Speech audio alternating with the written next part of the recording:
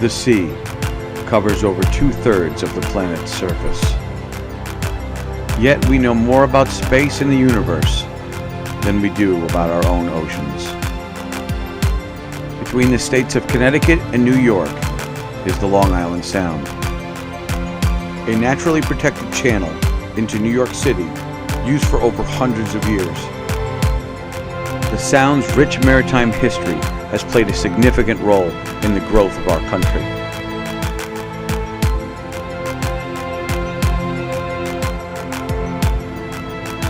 Join us as we explore its unsung residents and its forgotten history.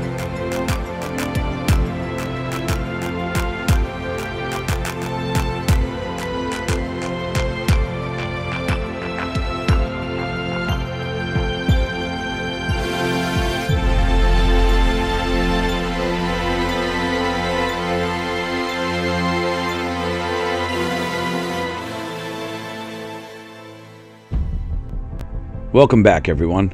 This is Captain Dennis with Squalus Marine Divers. Scuba diving isn't all shipwrecks and seashells. Sometimes it's a little bit of elbow grease and work. Today we're going to show you what it's like to clean the bottom of a sailboat. My friend Chris owns a boat called the Blue Angel, and he wanted me to clean the bottom of his boat before a race. Even a little bit of slime can slow a boat down. As we get on the water, first we check out the prop. And as you can see, it needs a little TLC.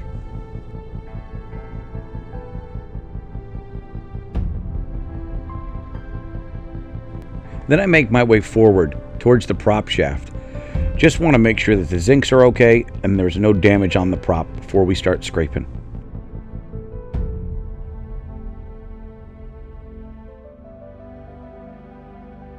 Here we are at the keel of the ship. This heavy weight acts as a counterweight when the ship lists. It prevents the sailboat from listing too much and getting swamped. The bottom of this torpedo sits in the mud at the marina, so Chris asked me to pay special attention to this area. Even a little thin coat of slime will add seconds to a race time.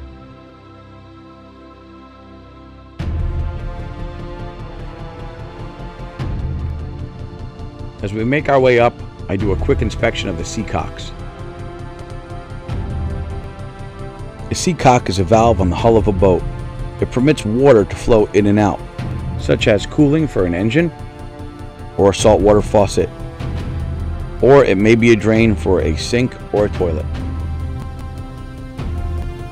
As you can see from scraping, the barnacles find their way to the bottom of the ocean floor. And there are numerous critters down there that are having a field day eating them right up. I assure you, I'm a lot more coordinated than I look. It's a little difficult to film and scrape at the same time.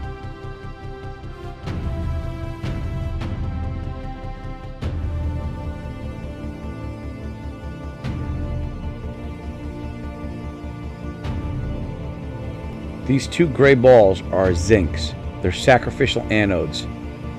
What will happen is they will rot so that the prop shaft does not. Whoop, almost dropped it, but caught it before it got to the bottom.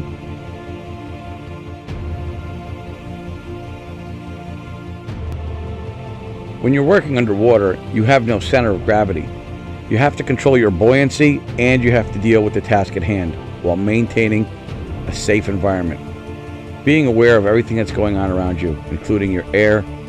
If the boat starts to bounce up and down, it could hit you on your head. So you really need to have all your faculties while you're doing a job like this.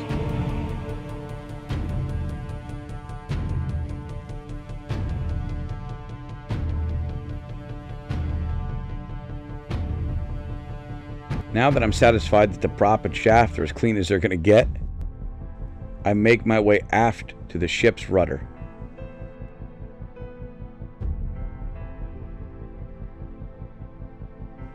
The rudder is basically a large fin on the back of the boat. The driver up top will turn the tiller, and this is what steers the ship. As you can see, the slime comes right off. A lot of these sailboats have varying degrees of bottom paint. The bottom paint prevents the barnacles from growing. It's also known as anti-fouling paint. Some can be cheap, but the good ones can be very expensive.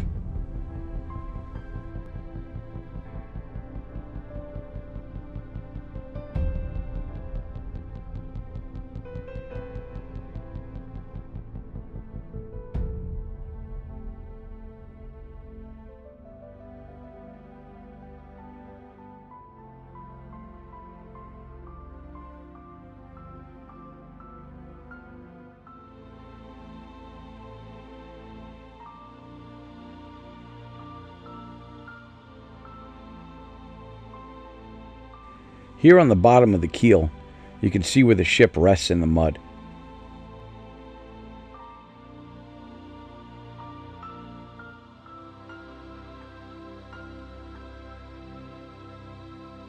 If this is your first time watching Squalus Marine Divers, I assure you that most of the videos are a lot more exciting than this one. Nevertheless, we try to show all the different doors that scuba diving can open. And you will have friends that call you up and ask you to do things like this. I don't mind it. It's a lot of fun to work underwater.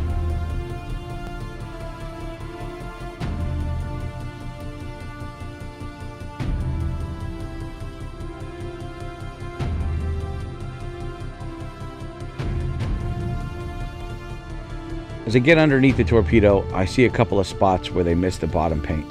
I just want to make sure that the owner of the vessel is aware of these areas.